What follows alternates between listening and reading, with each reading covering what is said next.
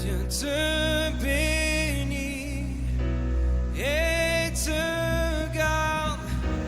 Il rayonne sur toi, il t'accorde sa grâce. Ton Dieu se tourne vers toi, te donne paix. Bonsoir à tous. Je voudrais aujourd'hui vous partager une portion de texte. Et de cette portion de texte, partager une histoire avec vous au travers de ces versets. Matthieu 14, à partir du verset 25 à 31. À la 4e veille de la nuit, Jésus alla vers eux en marchant sur la mer. Quand les disciples virent marcher sur la mer, ils furent troublés et dirent « C'est un fantôme » et dans leur frayeur, ils poussèrent des cris. Jésus leur dit aussitôt « Rassurez-vous, c'est moi, n'ayez pas peur ». Pierre lui répondit « Seigneur, si c'est toi, ordonne que j'aille vers toi sur les eaux. » Et il dit « Viens Pierre », sortit de la barque et marcha sur les eaux pour aller vers Jésus. Mais, voyant que le vent était fort, il eut peur, et comme il commençait à foncer, il s'écria « Seigneur, sauve-moi » Aussitôt Jésus étendit la main, le saisit et lui dit « Homme de peu de foi, pourquoi as-tu douté ?»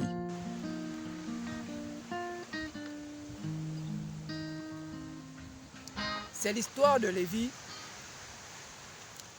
jeune adolescent qui était en classe de CP2, qui un jour avait ramassé une carte postale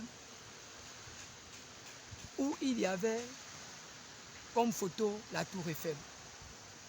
Et là, tout joyeux, entrant de l'école, il alla vers sa maman et son papa, autant pour moi, pour dire à ses parents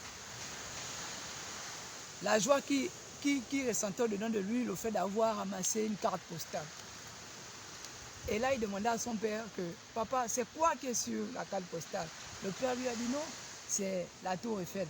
On appelle ça la tour Eiffel. » Et là, il a dit à son papa que « Papa, quand je serai grand, je ferai une photo devant la tour Eiffel. » Et là, le papa s'est mis à rire et dit à son fils « Va t'échanger et après tu viens manger. » Ironiquement. Alors, c'est comme ça que les années passèrent, les années d'études passèrent pour l'enfant, jusqu'à ce qu'il arriva en classe de terminale, il gagna son bac et eut une bourse d'études qui l'emmena en France. De là-bas, il termina son cursus en étant à Paris. En rentrant de France, il chercha du boulot, il chercha du boulot. Il ne trouva point. Et là, tout découragé, il a commencé à se réfugier dans l'alcool. Son père, fervent chrétien qu'il était, fit asseoir son fils et commença à conseiller ce dernier en lui disant ceci. « Mon fils, pourquoi te conduis-tu de la sorte ?» Et là, son fils va lui répondre en disant « Père, je suis découragé parce que je me suis rendu compte que c'était comme si c'était un péché pour moi de faire des longues études. Aujourd'hui, je suis là, je traîne, je n'ai pas de travail, je dépose les dossiers. C'est comme si, je ne sais pas, j'ai comme l'impression que ma vie ne vaut plus rien. » Le fils tellement découragé à tel point qu'il ne cessait de prononcer de mauvaises paroles à son endroit. Son père se mit à rire et lui dit ceci. « Tu sais mon fils, quelle que soit la situation que tu peux traverser dans la vie, n'oublie jamais une chose, c'est que Dieu, il est là. Dieu a son regard sur toi et Dieu ne t'abandonnera pas. Te réfugier dans l'alcool ne sera pas une solution pour toi.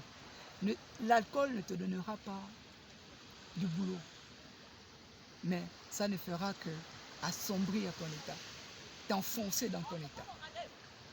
Et là, le père va lui sortir une des photos qu'il avait eu à l'envoyer quand il était en France.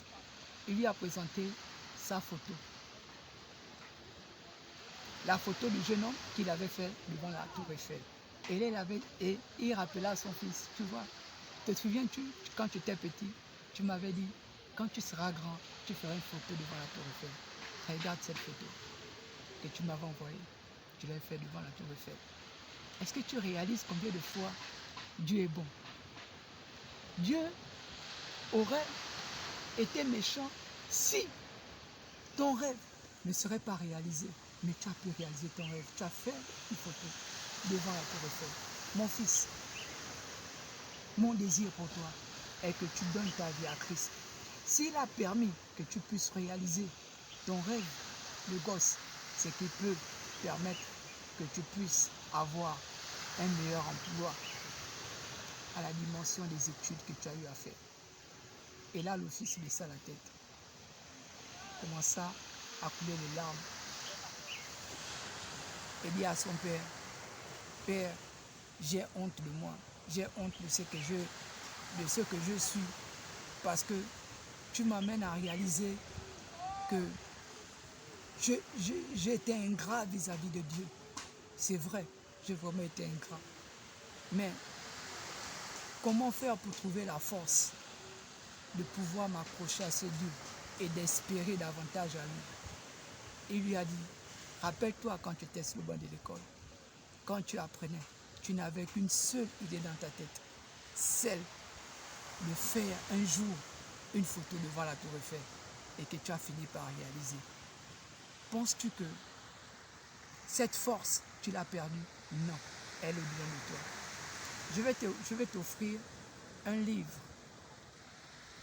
qui est pour moi le plus sacré qui puisse exister sur cette terre.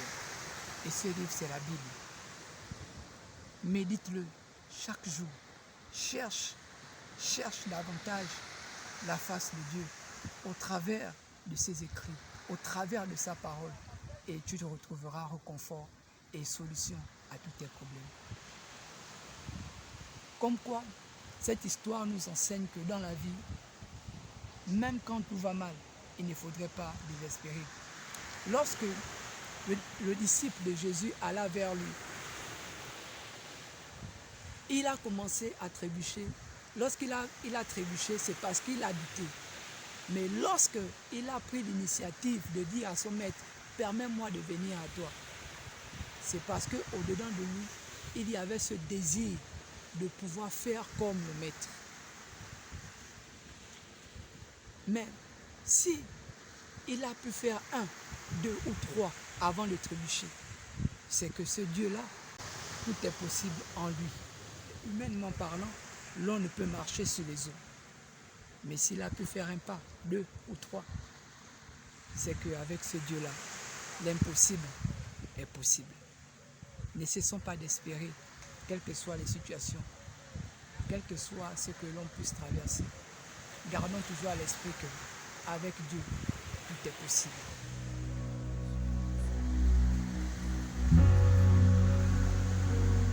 Que sa faveur reste sur toi pour plus de 1000 générations, sur ta famille et tes enfants et les enfants de leurs enfants. Que sa faveur